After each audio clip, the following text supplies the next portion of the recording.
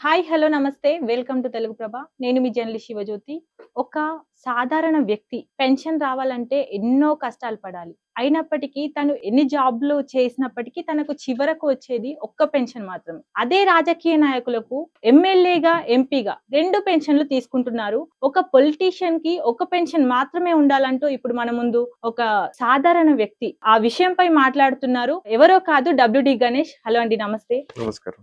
Sir అసలు WD అంటే ఏంటండి? వేకప్ డెమోక్రసీ అని ఢిల్లీలో ఉన్నప్పుడు గత సంవత్సరంలో మాన్సూన్ సెషన్స్ అంటే వర్షాకాల సమావేశం ఢిల్లీలోనే ఉన్నాను. అక్కడ ఈ రిఫార్మ్స్ మీద ఫైట్ చేస్తున్నప్పుడు వేకప్ డెమోక్రసీ మూవ్‌మెంట్ అని అక్కడి నుంచి వేకప్ డెమోక్రసీ డబ్ల్యూడి గణేష్ అని రికగ్నైజేషన్ రావడం జరిగింది. అసలు మీకు ఈ వన్ పొలిటీషియన్, వన్ పెన్షన్ ఈ విషయం పైన చట్టాలు తీసుకురావాలి, సవరణలు జరగాలి. ఇది జరగాలి అని మీకెందుకు అనిపించిందండి? ఎందుకంటే చట్టాలు బాగా చదువుకున్నాం, రాజ్యాంగం బాగా చదువుకున్నాను. అది గాక ఒక అతనికి పాపం ఆయన కార్పొరేషన్‌లో పనిచేసాడు. వివిధ కార్పొరేషన్‌లో పనిచేసే కార్మికులకి లైక్ స్టీల్ ప్లాంట్ గాని, సెంట్రల్ ఎంటర్‌ప్రైజెస్‌లో పనిచేసే వాళ్ళకి నెలకి 1000, రూ. 2000 పెన్షన్ తీసుకుంటారు. 30 సంవత్సరాలు సర్వీస్ చేసిన వాళ్ళు. అలా ఒక అతను చూసి అయ్యో! పాపం అవునా అనిపించింది. అప్పటికే నేను చట్టాలన్నీ చదువుకున్నాను కాబట్టి 1953 salaries and pensions act of Andhra Pradesh and Telangana చట్టం ఉంది. అలాగే 1954 salaries and pensions act of parliamentarians చట్టం ఉంది. కొంపదీసి ఈ 2 చట్టాల్లో 2 తీసుకుంటున్నారా అని ఒక డౌటొచ్చి, నేను డౌట్ వచ్చిన వెంటనే I sent RTI application to department of expenditure, minister of finance. Central గవర్నమెంట్‌కి ఆర్‌టిఐ వేయడం జరిగింది. ఎవరెవరు ఎక్స్ ఎంపీ పెన్షన్‌లు తీసుకుంటున్నారో వాళ్ళ లిస్ట్ ఇవ్వండి అని. అదే విధంగా ఇక్కడ రాష్ట్ర ప్రభుత్వానికి ఆర్‌టిఐ వేయడం జరిగింది. ఎవరెవరు ex MLA and X MLC pensions తీసుకుంటారో వాళ్ళ లిస్ట్ ఇవ్వండి అని. 2 ప్రభుత్వాలు లిస్టులు ఇచ్చాయి. పక్కన పక్కన పెట్టుకొని చూస్తే చాలా చాలా పెద్ద వ్యక్తులు 2 పెన్షన్‌లు తీసుకుంటున్నారు. రైట్ టు ఇన్ఫర్మేషన్ యాక్ట్ ప్రకారం మీరు తీసుకున్నారు. హ్మ్. ఇంతవరకు మన తెలుగు రాష్ట్రాల్లో గాని, మన దేశంలో ఎంతమంది ఉన్నారండి? ఎమ్మెల్యే, ఎంపీ 2 జీతాలు తీసుకుంటున్నవారు? అంటే రాష్ట్రానికి వేరియేషన్స్ ఉంటాయి ఇక్కడ. నేను ఆర్‌టిఐ వేసింది కేవలం 2 రాష్ట్రాలకు మాత్రమే. అండ్ కేంద్ర ప్రభుత్వం ఇచ్చిన లెక్కల ప్రకారం 2229 మంది ఎంపీలు పెన్షన్‌లు తీసుకుంటున్నారు ప్రస్తుతం. ఇండియా మొత్తం. ఇండియా మొత్తం. హ్మ్. మన తెలుగు స్టేట్స్‌లో? తెలంగాణలో 465 మంది ఎమ్మెల్యేలు, ఎమ్మెల్సీలు పెన్షన్ తీసుకుంటున్నారండి. అదే ఆంధ్రప్రదేశ్‌లో 475 మంది పెన్షన్‌లు తీసుకుంటున్నారు. 2 MLC pensions. No, no, no, no, no. MLC and MLA pension తీసుకుంటున్నారు. 2 పెన్షన్‌లు తీసుకుంటున్న వాళ్ళు కేవలం 22 మాత్రమే ఉన్నారు. ఓకే. అంటే 22 మంది మాత్రమే. ఎమ్మెల్యే అండ్ ఎంపీ ఆర్ అవును. ఎమ్మెల్సీ అండ్ ఎంపీ అవును. అలా. అవును. ఓకే. ఇప్పుడు చాలా కాలంగా ఈ పోస్ట్ సర్క్యులేట్ అవుతుందండి. రాజకీయ నాయకులకు పెన్షన్‌పై సుప్రీం కోర్ట్‌లో పిటిషన్ వేశారని. హ్మ్. ఏంటసలిది? ఆ పోస్ట్ నాకు కూడా వచ్చింది. కాకపోతే జనాలందరికి తెలియని విషయం ఏంటంటే ఆహ్, మన భారతదేశంలో legislature is two powerful than executive and judiciary and fourth estate media also.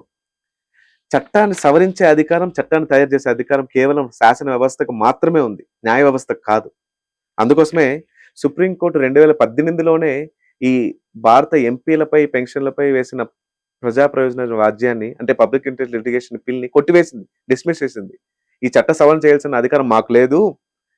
కేవలం పార్లమెంట్ శాసన వ్యవస్థకు మాత్రమే ఉందని సవరించింది. అది జనాలకి కొంచెం క్లారిటీ ఇస్తుంటే అవుతది. ఓకే. ఒక వ్యక్తి తన జీవితంలో ఎన్ని హోదాల్లో పనిచేసినా రిటైర్ అయిన తర్వాత ఒక్క పెన్షన్ మాత్రమే అవును. వస్తుంది. అదే రాజకీయ నాయకులకు ఎందుకు 2 పెన్షన్‌లు? మీరన్నది కరెక్టే. ఒక ప్రభుత్వ అధికారి ఫర్ ఎగ్జాంపుల్ సబ్ ఇన్స్‌పెక్టర్‌గా జాయిన్ అయ్యారనుకోండి. అతను ఇన్స్‌పెక్టర్ అవుతాడు. తర్వాత డిప్యూటీ సూపరింటెండెంట్ ఆఫ్ పోలీస్ అవుతాడు. తర్వాత అడిషనల్ ఎస్పీ, తర్వాత ఎస్పీగా రిటైర్డ్ అవుతారు. అతనికి ఒక పెన్షన్ మాత్రమే వస్తుంది. అది 2004 ముందు రిక్రూట్ అయిన వాళ్ళకి మాత్రమే పెన్షన్ వస్తుంది. 2004 తర్వాత రిక్రూట్ అయిన గవర్నమెంట్ ఎంప్లాయీస్‌కి పెన్షన్ లేదు. అదే విధంగా ఇప్పుడు ప్రస్తుతం దేశాన్ని కాపాడే సైనికులకు పెన్షన్ లేదు. దేశాన్ని ముందుకు తీసుకెళ్లే కార్మికులకి పెన్షన్ లేదు. జీడీపీ ముందుకు తీసుకునేది వాళ్ళే. వివిధ పబ్లిక్ సెక్టర్ ఎంటర్‌ప్రైజెస్‌లో పనిచేసేది వాళ్ళే. వాళ్ళకి లేని పెన్షన్‌లు మీకెందుకయ్యా 2 పెన్షన్‌లు తీసుకుంటున్నారు? ఈ చట్టం ఎప్పుడు తెచ్చాం? 1953 సంవత్సరంలో తెచ్చాం. ఆ సమయంలో నిజాయితీపరులైన రాజకీయ నాయకులు తన సొంత ఆస్తులను నమ్ముకొని ప్రజాసేవకు వచ్చిన వాళ్ళున్నారు. టంగుటూరి ప్రకాశం పంతులు గాని, పుచ్చలపల్లి సుందరయ్య లాంటి వాళ్ళు గాని, లేకపోతే గుల్జారీలాల్ నంద గారు, లాల్ బహదూర్ శాస్త్రి, కామరాజ్ నాడర్ ఇలాంటి వాళ్ళ కోసం తెచ్చిన చట్టం అది. మరి ఇప్పటికీ అదే కొనసాగుతుంది. మీరేం డబ్బు లేని వాళ్ళా? రాజకీయంలో ఉన్న నాయకులందరూ వేల కోట్లు, వందల కోట్లు ఉండే వాళ్ళే గదా! మరి ఇప్పటికి చట్టాన్ని సవరించండి.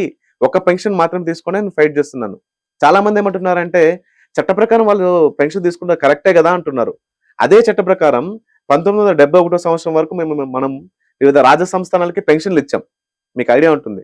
మన సర్దార్ పటేల్ గారు వివిధ రాజ సంస్థానాలన్నింటినీ ఇండియాలో కలిపారు. అవును. వాళ్ళకి రాజభరణాలు ఇచ్చాం మనం 71 సంవత్సరం వరకు. ఇందిరాగాంధీ గారు ఏమని భావించారు? అయ్యా అందులో 100 కోట్లు ఉండేవాళ్ళు కదా, రాజులు కదా వాళ్ళు, వాళ్ళకెందుకు పెన్షన్లు ఇవ్వడం, భరణాలు ఎందుకు ఇవ్వడం అని 26వ రాజ్యాంగ సవరణ ద్వారా రద్దు చేశారు. కాలానుగుణంగా చట్టాలన్నీ సవరించుకుంటూ వస్తున్నాం.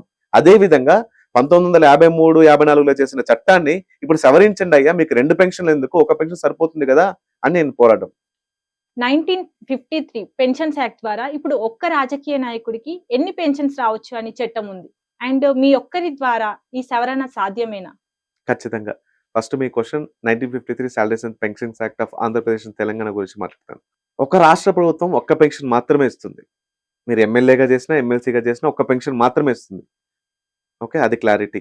ఇంకా రెండో క్వశ్చన్ ఏంటంటే ఖచ్చితంగా సాధ్యమే. మహా ఉద్యమాలు కానీ, ప్రళయాలు, వరదలు ఒక్క చినుకుతో మాత్రమే స్టార్ట్ అవుతాయి. ఉద్యమాలు ఒక అడుగుతో మాత్రమే మొదలవుతాయి. కాబట్టి నా అనుమానం ఏం లేదు. తప్పకుండా రాజకీయ నాయకులు ఎటువంటి వెసులుబాట్లు కల్పించుకుంటున్నారో ప్రజలందరికీ తెలియజేస్తే త్వరలో ఖచ్చితంగా చట్టసభ తీసుకొస్తాం. అందులో ఏమాత్రం అనుమానం లేదు. ఇప్పుడు లెజిస్లేచర్ కదండి ఇది. అవును. సో ఇప్పుడు చట్టం తీసుకురావాలన్నా వాళ్ళ చేతుల్లోనే ఉంది. అవును. సాధ్యం అంటారా? మరి ఈ రోజు నేను గట్టిగా ప్రశ్నిస్తున్నానంటే ఎలా వచ్చింది మనకి ఈ చట్టం? రైట్ టు ఇన్ఫర్మేషన్ యాక్ట్ 2005 ఎలా వచ్చింది? పోరాటం ద్వారానే వచ్చింది కదా. మరి ఎందుకు సాధ్యం కాదు? పోరాటంతోనే ప్రజాస్వామ్యంలో మార్పులు సాధ్యమవుతాయి. ఎవరో ఒకరు గలమెత్తకపోతే మార్పు అసాధ్యం అవుతుంది. ఇప్పుడు నాకు నష్టం జరుగుతుందని తెలిసి కూడా నేను ఒక చట్టాన్ని తీసుకురాగలనా? మరి లోక్పాల్ బిల్లు కూడా ప్రధానమంత్రిని విచారించవచ్చు, ప్రజా ప్రతినిధులు విచారించచ్చు అనేది సారాంశమే లోక్పాల్ బిల్లు. 2013లో తెచ్చాము. అవునా? అన్నా హజారే గారు, మన కేజ్రీవాల్ గారు వీళ్ళందరూ పోరాడారు లోక్పాల్ బిల్లు కోసం.